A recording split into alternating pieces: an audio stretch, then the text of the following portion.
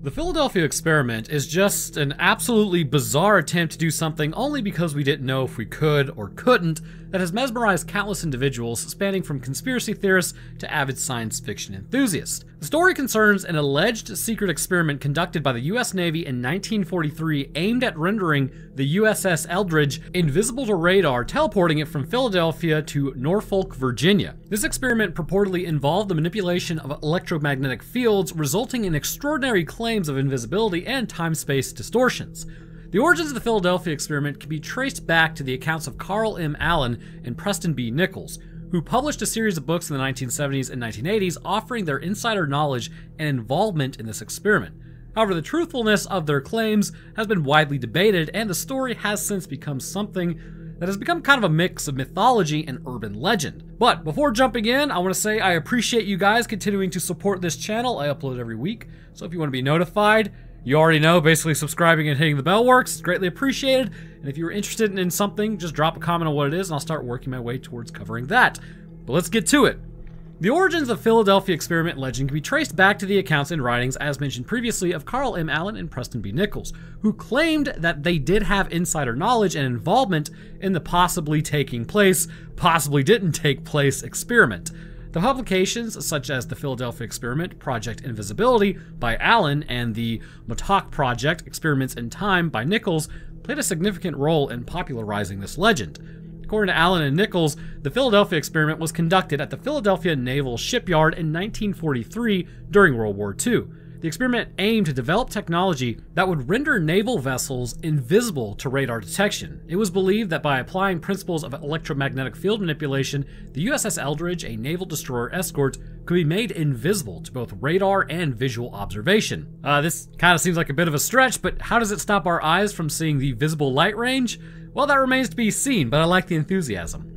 The story suggests that during the experiment, the USS Eldridge was subjected to a powerful electromagnetic field generated by massive generators and specialized equipment on board.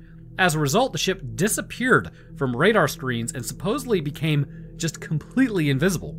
Witnesses allegedly claimed that the vessel not only vanished from sight, but also dematerialized and reappeared at another location, specifically Norfolk, Virginia, and then back to Philadelphia. Now, before moving on, was this just a PSYOP release to actually just screw with another nation that we were at war with? Kinda seems likely. Furthermore, the proponents of the legend assert that the experiment had unintended consequences for the crew members aboard the USS Eldridge. It claimed that some of the sailors actually suffered from severe disorientation, mental health issues, and physical maladies, while others were said to have been gruesomely fused with the ship's metal structure. Some even suggested the experiment resulted in time travel or travel to an alternate dimension. However, it is important to note that accounts provided by Allen and Nichols, as well as other sources associated with the Philadelphia experiment, lack corroborating evidence and independent verification. The nature of their involvement, the sources of their information, and their motivations have been subject to skepticism and criticism for quite some time. It is widely believed that the story of the Philadelphia experiment emerged as a result of misunderstandings and embellishments surrounding genuine military research and development during World War II. Degaussing, a technique used to reduce a ship's magnetic field to avoid magnetic mines, and radar countermeasures were legitimate areas of study and experimentation at the time. It is likely that the legend of the Philadelphia experiment evolved from these very real technologies combined with rumors, hearsay, and imaginative storytelling. While the accounts of Allen and Nichols captured the imagination of many, the lack of verifiable evidence, inconsistencies within their own narratives, and the absence of supporting documentation from official records does cast doubts on the authenticity of these claims. The US Navy has consistently denied the existence of such experiment and maintains that the USS Eldridge was 100% absolutely not involved in any teleportation or invisibility trials. Nevertheless, despite the lack of concrete evidence, which sometimes is important, the experiments have become deeply ingrained in popular culture, perpetuated through books, movies, documentaries, and various forms of media, like literally this YouTube video. Its mysterious and alluring nature continues to captivate the public's imagination, making it an enduring legend within the realm of conspiracy theories and urban myths. In late 1955, this tale had its origins when an anonymous package was sent to the U.S. Office of Naval Research by Carl M. Allen. The package, playfully marked Happy Easter, contained a copy of Morris K. Jessup's book titled The Case for the UFO, Unidentified Flying Objects. To Jessup's surprise, the book was filled with handwritten notes in 3 different shades of blue ink, seemingly representing a discussion amongst 3 individuals, some of who were referred to as Jimmy. These mysterious commenters delved into Jessup's ideas about flying saucer propulsion, alien races, and expressed concerns about him getting too close to their technology. Interestingly, these individuals referred to themselves as gypsies and engaged in discussion about two distinct types of people living in outer space.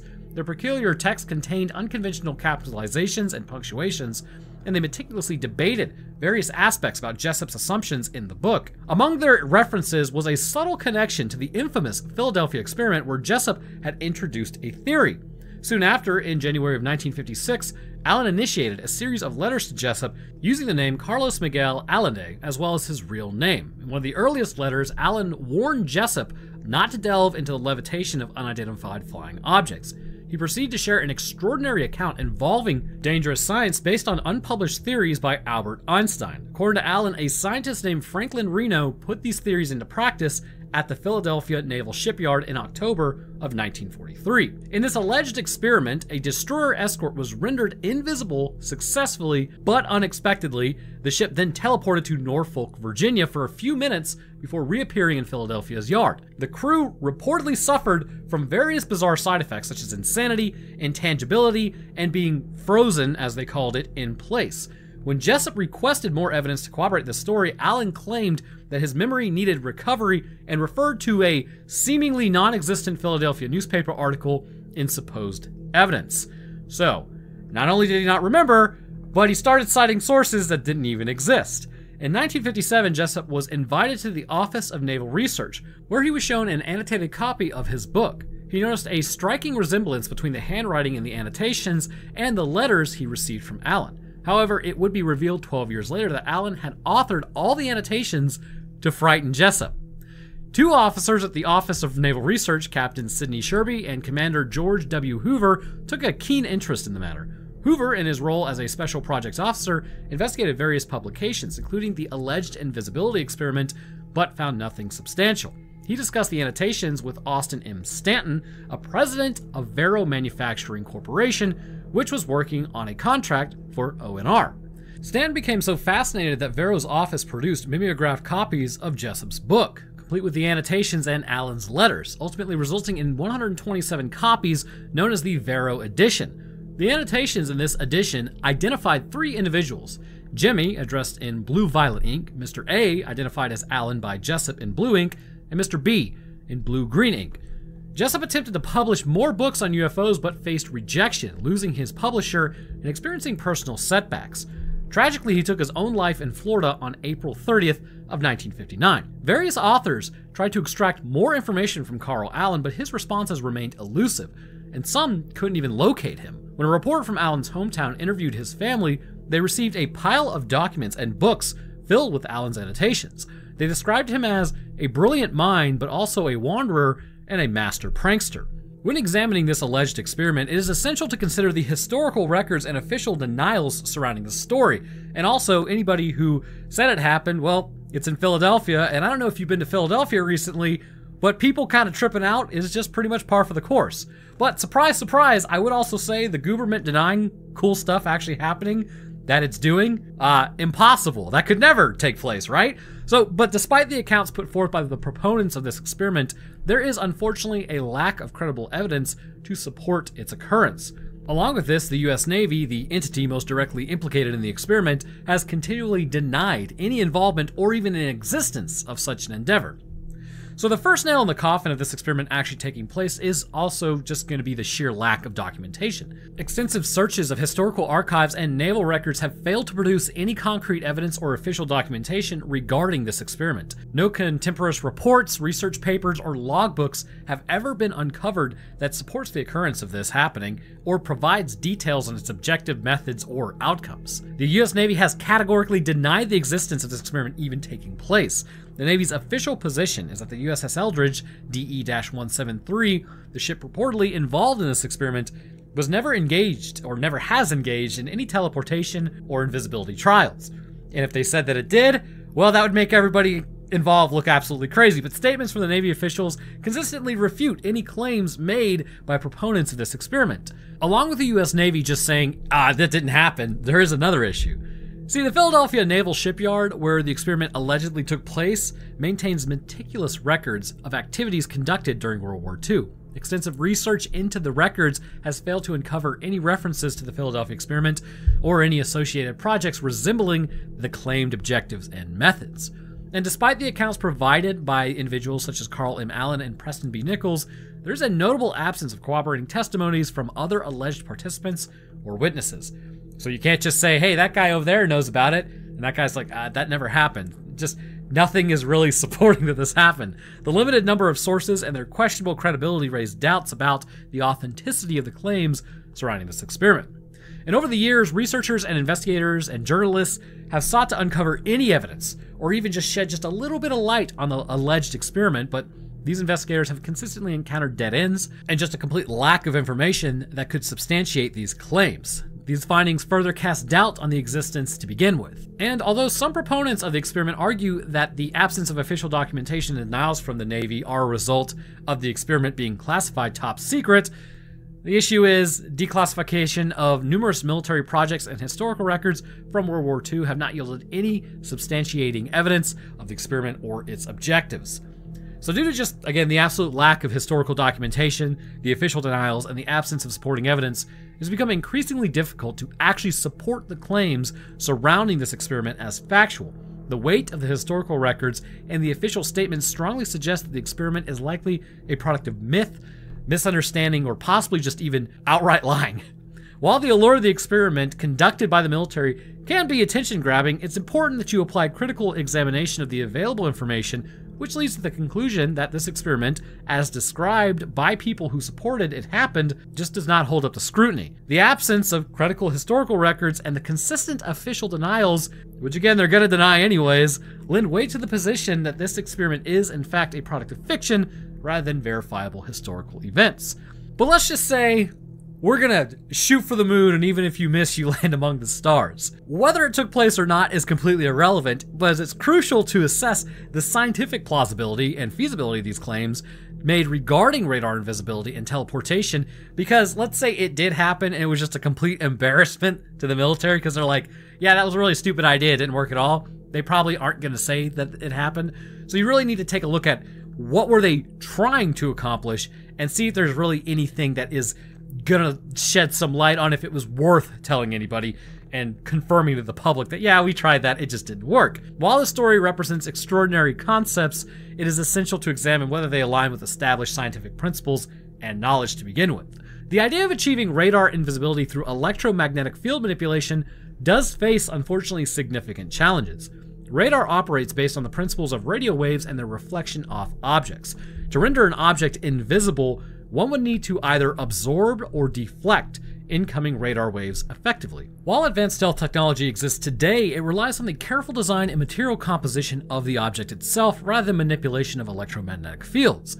The concept of generating an electromagnetic field powerful enough to make a large naval vessel invisible to radar detection is highly implausible given the limitations of contemporary technology. With this, the USS Eldridge is said to have been subjected to these fields generated by specialized equipment, and while electromagnetic fields are a fundamental aspect of physics, generating and controlling fields of that magnitude required for the experiment would pose some substantial technological challenges.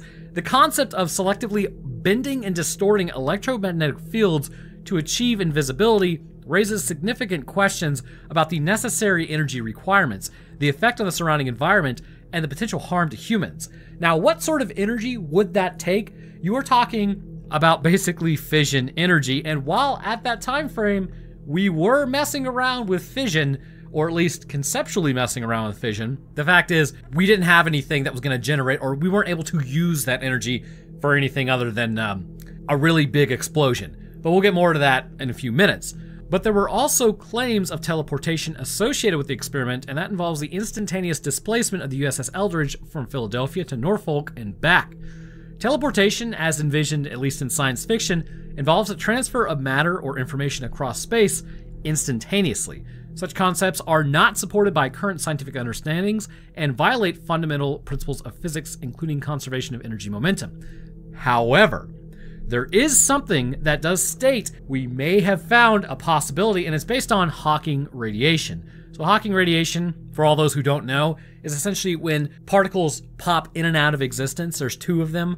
They will pop out and then go, and then they'll run into each other, right? And then just phase back out of existence. We don't know where they come from. We don't know why they exist. But this produces Hawking radiation because if those particles get close to a black hole, one gets sucked in and the other doesn't, and it just kind of floats off, and it's in this universe now.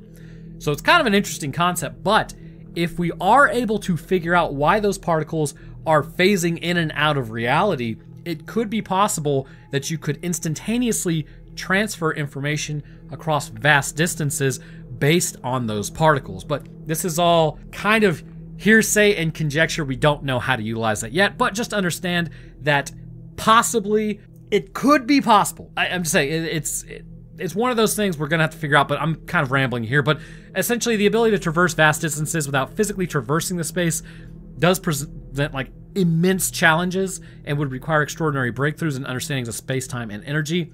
And even with those particles, as mentioned, that would be more like if one particle was here and another particle was here, they would mean something. Actually taking particles from a ship and a body of a person and transporting them instantaneously is a whole different animal. When subjected to scientific scrutiny, the experiment lacks any sort of backing concerning how the universe operates as we know it. The concepts of radar invisibility and teleportation proposed by the proponents of the experiment face significant technological and theoretical challenges that remain unsolved based on our understandings. The absence of scientific evidence and the violation of established principles raise doubts about the truthfulness of these claims, and potentially, considering he was, as his family stated, a master prankster, I think it was just a prank, bro. But it is essential to distinguish between scientific advancement and the realm of speculative fiction when evaluating the feasibility of extraordinary claims. While scientific progress continues to push boundaries and challenge our understanding, the alleged technologies associated with this experiment remain potentially outside the realm of established scientific principles and current capabilities as we know them. While examining this experiment, it is important to critically assess the claims and separate fact from fiction. Various inconsistencies, contradictions, and questionable sources have emerged over time, leading to doubts of the authenticity of this story. So there are some serious issues with reality of this experiment as well. The first problem is there are multiple versions of this experiment, supposedly according to the stories, with often conflicting details. The discrepancies range from varying dates, locations, and personnel involved to contradictory descriptions of the experiment's objectives and outcomes. These inconsistencies raise doubts about the accuracy and reliability of the accounts provided by the proponents of this experiment. And apart from the accounts put forth by Carl M. Allen and Preston B. Nichols and a few others, there are distinct absences of corroborating testimonies from alleged participants and witnesses. The limited number of resources providing information about the experiment, combined with the lack of independent verification, continues to cast doubt on the veracity of these claims. Scrutinizing the backgrounds of individuals central to perpetuating this experiment reveals potential motives, though, for fabrication and exaggeration. Essentially, Carl M. Allen and Preston B. Nichols, the primary sources of the story, lacked credible credentials and backgrounds in scientific or military research. These factors raise questions about their expertise, credibility even to what they were doing, and potential motivations for why they would want to perpetuate this myth. Extensive searches also of historical records and naval archives have failed to produce any tangible evidence supporting the existence of this experiment. The absence of official documentation, reports, and contemporary records related to the alleged experiment is highly suspicious, particularly given the meticulous record-keeping practices at the time that all of a sudden, with this particular event, seem to just have gone out the window. Now, when you get to the technologies and concepts associated with this experiment, that's when things start to go haywire. Radar invisibility and teleportation have parallels to like fictional narratives and popular science fiction themes, and the overlap raises the possibility that the story may have been influenced by existing fiction works, leading to the blending of fact and fiction within accounts, which happens a lot. If you go back to who were the two people who were allegedly abducted by aliens, basically, it was the Hills, I believe. Essentially, they said that they were abducted by aliens, and the aliens looked like this. And about 12 days before that, there was a TV show on that had exactly those aliens. Kind of, it can screw with your brain when fiction comes into play and you start trying to talk about facts. but the scientific plausibility and feasibility of the claims made regarding this experiment have also been called into question in general. The absence of any scientific evidence, peer-reviewed studies, or documented experiments supporting the technologies and phenomena described in the story further undermines if it's actually real. It's probably not. But the Philadelphia experiment story emerged during a time also when conspiracy theories and urban legends were gaining popularity. It really became common at this point for us as a country to start talking about crazy things going on. Some of it crazy, some of it not, but the cultural climate of this era, combined with an appetite for extraordinary tales, may have contributed to the story's proliferation and its subsequent incorporation into popular culture.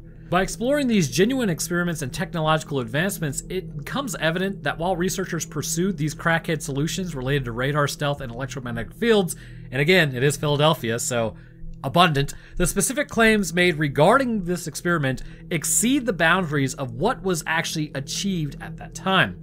While real progress was made in improving radar technology, implementing radar countermeasures, and exploring the properties of electromagnetic fields, the alleged capabilities attributed to this experiment remain in the realm of science fiction rather than science reality, because as we know right now, it's 2023. So let's see, 53, 63, 73, 83, 93, 03, 13, 23. It's been 80 years. I probably should have been able to do that math a lot easier, but it doesn't really matter. I'm here right now. It's been 80 years, and we still don't have that technology as we know it, because somebody would have said something or something would have leaked by now. Understanding the genuine scientific achievements of this era provides valuable context for evaluating, again, these extraordinary claims, and helps distinguish between real advancements and the myths that have arisen around this experiment. This captivating legend has fascinated people for decades. However, a critical examination of available evidence, historical records, scientific principles, and official statements leads to the conclusion that the alleged experiment just lacks credibility entirely or verifiable proof.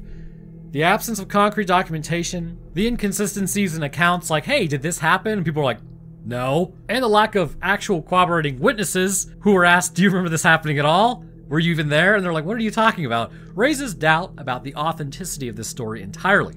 Scientifically, the claims of radar invisibility and teleportation associated with the experiment does face significant challenges, which is the whole thing that it's based on. Teleportation being the most outlandish thing possible. The technologies proposed exceed the known boundaries of scientific understanding and technological capabilities, rendering them highly implausible and lacking scientific support. While this legend persists in popular culture, it is essential to approach it, as always with most things, with skepticism and critical analysis. Distinguishing between fact and fiction requires careful evaluation of these historical records, the plausibility of could this actually happen, and an understanding of the psychological and sociological factors that contribute to its endurance. Now, all of that said, this is just Roanoke Tales talking here, but there is another option that hasn't really been weighed on. Could this have just been intentionally done as a test that was supposed to be leaked? And this is where I get the most complaining and comments about angry people, blah, blah, blah. But personally, if you don't want to watch it, don't watch it. But I can see this test being more as a smokescreen than anything. It was conducted in a way, given the time frame, to confuse possibly everybody around as to what was happening, and who they wanted to confuse was who the United States was actually in a war with during this time, because we were working on something much larger and better than just fakely teleporting a ship. If you were an enemy and you caught a whisper that a country just teleported something, you would really start looking into that rather than what we were really doing, which was trying to figure out how to split an atom. And depending on who you ask about that technology, it may have ended the war, but it may have also secured our extinction in the future, but only time will tell. But I could see this basically being a test, and while it wasn't well documented, it either never happened or it was released like it did just to confuse the enemy, as it suggests we could just teleport now and start moving troops across borders or into hostile bodies of water, which would be paramount for success and would absolutely freak out the enemy. Or it could have just been these two completely pranking everybody. They wanted to make some money, and they perpetuated this myth simply because it's an easy thing to do, and that was the current climate at that time. Or do you believe the government would just throw up a distraction to pull attention away from something else? I don't know. There are a lot of answers here, but I want to hear what you guys think down in the comments. As always, thank you for watching. Leaving a like really does help the channel, as well as leaving a comment. And I do want to know, what do you actually think this experiment did take place? Or do you just simply think it was the governmenting about like they always do? Let me know down in the comments. I hope this video wasn't too chaotic. I just got back from a long road trip and I'm tired, but it is what it is. You guys don't care about that. So that's going to do it for me. I hope everyone did enjoy this episode, and I will see y'all in the next one.